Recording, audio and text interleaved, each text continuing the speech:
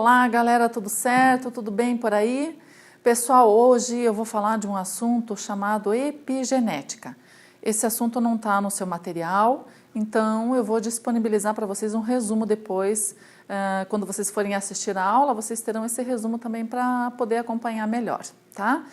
Bom, pessoal, dá uma olhadinha aqui, né? A gente tem a genética clássica, que vocês conhecem, que vocês sabem muito bem, que trata-se da transmissão das características hereditárias de modo usual, né? Que a gente recebe as cópias do pai e da mãe através da reprodução sexuada, né?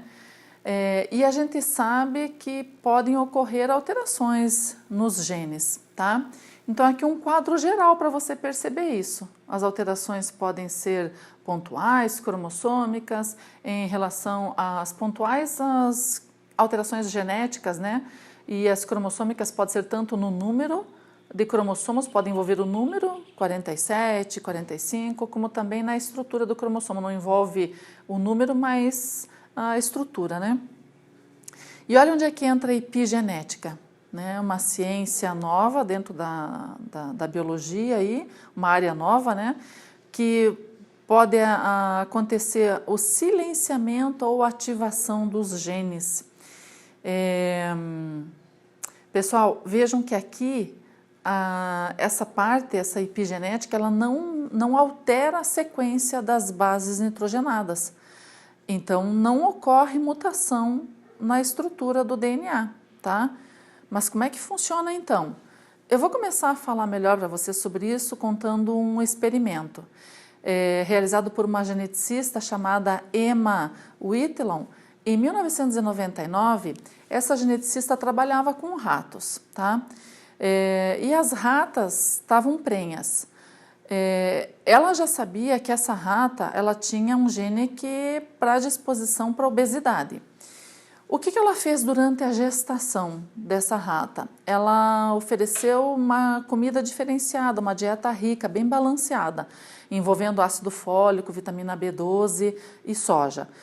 E o que ela percebeu? Quando os filhotes nasceram, eles, mesmo comendo normal durante toda a vida deles, eles não desenvolveram a obesidade. Morreram sem desenvolver obesidade. E ela concluiu, né, através de muito estudo em cima disso, que havia alguma coisa na alimentação que silenciou o gene para a obesidade. E esse silenciamento foi transmitido para os filhotes. Por isso eles não desenvolveram. Já pensou que beleza, né? A gente poder comer tudo o que quiser e não engordar? Nossa Senhora, já gostei. Bom, mas enfim, voltando lá. Então, teve essa conclusão, tá? De que alguma coisa silenciou o gene lá para a obesidade. Bom, 10 anos depois, outras geneticistas, outras pesquisadoras promoveram alterações na estrutura tridimensional do DNA, sem, contudo, mexer lá nas letras do alfabeto, tá? Sem mexer nas bases nitrogenadas, sem mexer na sequência. Então, promoveram alterações na estrutura, alterações tridimensionais na estrutura do DNA, no núcleo das células. E puderam listar mais de 100 casos de silenciamento de genes. Tá? Então, olha que interessante. Então, aí houve a necessidade da criação de uma nova área dentro da biologia, dentro da ciência, que é a epigenética. Essa epigenética, ao pé da letra, epi, acima ou além da genética. Isso quer dizer que acima dos genes, ligado nos genes, especificamente nas bases nitrogenadas, existem substâncias radicais que são responsáveis por silenciar os genes, tá? E sem, contudo, então, né, sem modificar a sequência das bases. Então, para a gente falar um pouquinho melhor, vamos pensar aqui, ó. A gente sabe que o nosso organismo derivou de um único zigoto, de uma única célula. Pensa nesse zigoto, né? A partir do momento que ele foi se multiplicando, aí formando a mórula, a blástula, começou a haver uma diferenciação a partir daí. Como que as células que têm o mesmo DNA, que são iguais, como que elas foram se diferenciando em todos esses tipos diferentes que nós temos no nosso organismo? Então, comparando aqui, ó, né, a diferenciação lá, as células que formaram neurônios, células que formaram os músculos, né, as células musculares, as hemácias, Vejam, todas essas células, elas têm o mesmo DNA, portanto, elas têm os mesmos genes para produzir as mesmas coisas.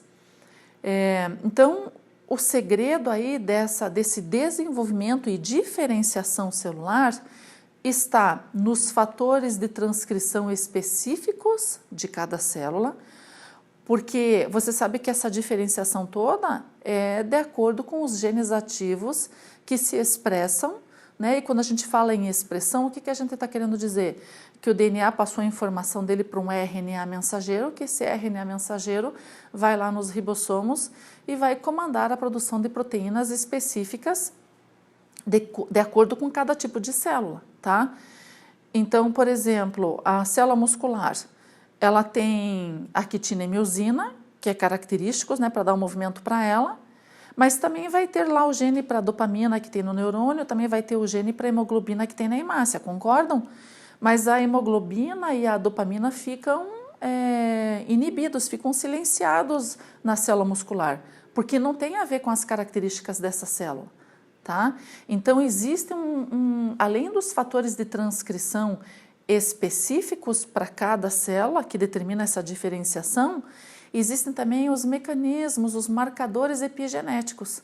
Então, vocês percebam que é um conjunto, né, de fatores que determinam a expressão ou o silenciamento dos genes, tá?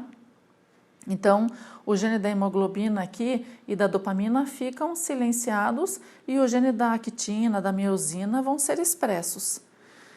Então, bem bacana isso.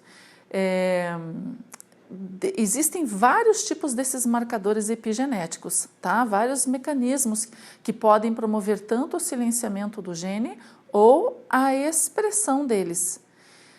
A gente vai falar de dois principais apenas, tá? Então, vamos dar uma olhadinha nessa imagem aqui. A gente vai falar do primeiro marcador, do primeiro mecanismo epigenético, se chama metilação do DNA. Pessoal, o radical metil é um dos mais comuns formados na célula, tá? Esse radical metil, ele se liga na base citosina, tá? E isso impede que lá na região promotora do gene, tá? Você sabe que um gene, para ser copiado, para ser transcrito, tem que ter um aparato de coisas. Tem que ter várias substâncias, tem que ter a RNA polimerase. Então, o início da cópia aqui do gene, a região promotora, ela tem que se ligar a RNA polimerase e outras substâncias. Esse radical metil, ele impede dessas substâncias se ligarem na região promotora, então, portanto, impedindo que esse gene seja copiado. Então, esse gene, ele vai ficar silenciado. Então, a metilação do DNA silencia o gene, não deixa ele se expressar. Então, percebam, se existem, por exemplo, genes silenciados numa célula, que nem no caso ali da célula muscular, né? O gene para dopamina, o gene para hemoglobina e muitos outros estão silenciados. Então, é porque não é para expressar, é porque não é para produzir tal substância, tal proteína, concordam? Então, percebam que é como a gente falou para você, que o que vai determinar a expressão ou não são os fatores de transcrição, mas esses marcadores aí epigenéticos, tá? Então, o radical metil é um deles. Vamos imaginar que, como lá a pesquisadora descobriu, né, que tinha algo na alimentação que acabou silenciando o gene. Mas pode ser também que tenham fatores externos, digamos assim, que se somados à nossa genética clássica, né, a sua transmissão hereditária normal, ocorre aí efeitos diferentes e que podem ser transmitidos para a descendência. Deixa eu me tornar um pouco mais clara. Por exemplo, um indivíduo que nunca fumou, mas devido aí até essa questão da pandemia, né, essa questão, o nervosismo, muitos problemas, o estresse, de repente a pessoa passa a fumar. Ou sei lá, vai fazer uso de outra substância, por exemplo, álcool, né? Substâncias do ambiente, né? Droga, álcool, fumo. A nicotina, né, ingerida, vamos supor que essa pessoa passe a fumar muito, a nicotina pode alterar esse padrão de metilação do DNA e fazer com que esse gene que estava silenciado seja expresso e essa pessoa passa a produzir uma proteína que ela não produzia, tá? Desenvolvendo, acarretando algum dano para a célula e, consequentemente, para o indivíduo. Então, olha só, né, gente, características que a gente adquire do ambiente podem interferir dessa maneira, tá? Silenciando ou até mesmo expressando determinados genes que não eram expressos, tá? Então, é uma questão bastante complexa, né? Bom, existe uma outra, além do radical metil, né, além dessa metilação do DNA, que é a inserção desse radical metil na base nitrogenada, existe a modificação de histonas. Deixa eu voltar aqui. Pessoal, para você entender como é que funciona essa modificação na histona, a gente precisa lembrar um pouquinho da estrutura do DNA. Isso você tem na sua apostila 1, na frente E, que a gente falou, tá? De citogenética, a gente falou da estrutura do DNA. Então, vocês lembram aqui o DNA, né? O duplo filamento, todo torcido em forma de uma hélice, e ele vai se enrolando sobre si mesmo, né? Se enrolando naquelas proteínas globulares que a gente chama de histonas. Pessoal, olha que coisa impressionante, né? As histonas, elas enrolam esse DNA, é como se as histonas fossem um carretel e o DNA fosse uma linha. Então, elas vão enrolando esse DNA para compactar ele, para ele caber no núcleo, porque o DNA é gigantesco, né? Diz que o DNA de um cromossomo, se esticado, dá 4 centímetros. Então, imagine maior do que o diâmetro da própria célula microscópica. Então, você tem que compactar tanto isso de tal maneira que caiba dentro do núcleo. Não é fantástico isso, gente? É demais para a cabeça, né? Então, essas histonas fazem esse papel de compactação. Um gene, para ser transcrito, para ser copiado, ele tem que estar desenrolado, ele tem que estar na forma de cromatina, tá? Então, a histona enrola ele para ele caber lá dentro. Quando ele vai ser passado, você sabe que no caso de uma duplicação da célula, a cromatina tem que ser muito mais compactada, porque ela vai sofrer uma duplicação para que as cópias vão para as células vizinhas. Então, por isso que é importante aí a histona estar compactando bem o cromossomo, a cromatina que vai virar cromossomo.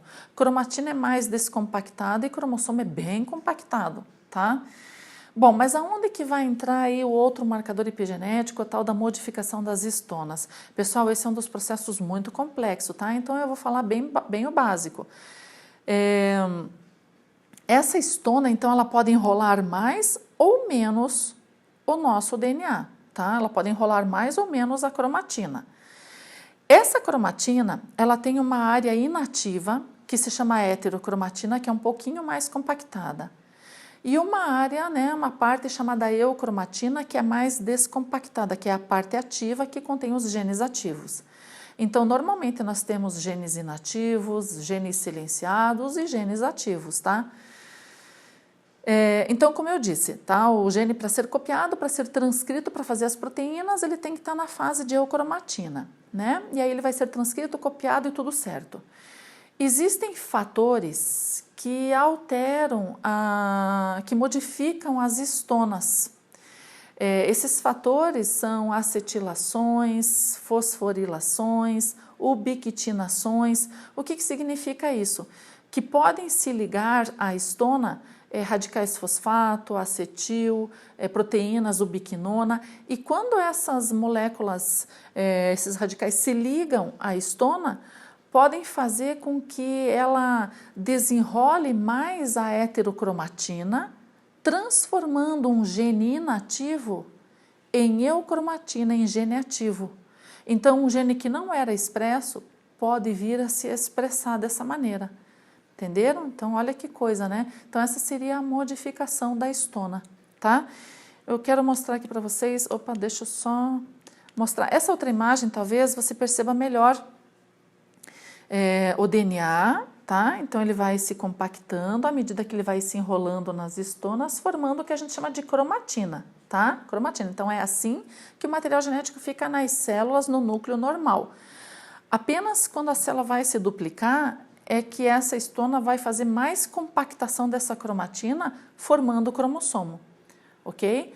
Para que ele daí possa então ser levado para as células, né, que vão se duplicar aí. Numa célula normal, então, o DNA vai se manter na forma de cromatina, tá? Para ser transcrito, ele tem que ser ainda mais desenrolado, ele tem que ser mais descompactado, na forma de eukromatina, aí ocorre transcrição normal. E a transcrição aí por esse fator, por essa modificação na histona, por essas substâncias que a gente mencionou, desenrola muito mais até a heterocromatina, onde o gene estava inativo, tá? E daí ele vai passar a ser expresso, aquilo que a gente comentou. Tudo bem, minha gente? Então, essa é a parte da epigenética. Eu vou disponibilizar para vocês, então, junto com esse resumo, alguns exercícios. Não vou fazer com vocês o exercício agora, porque eu gostaria que você lesse o resumo lá, que você, né, visse a aula assistisse mais uma vez e tentasse fazer lá os exercícios. Eu vou disponibilizar a resposta desses exercícios numa outra oportunidade para vocês, tá bom? Então, estejam bem, um abraço e até a próxima.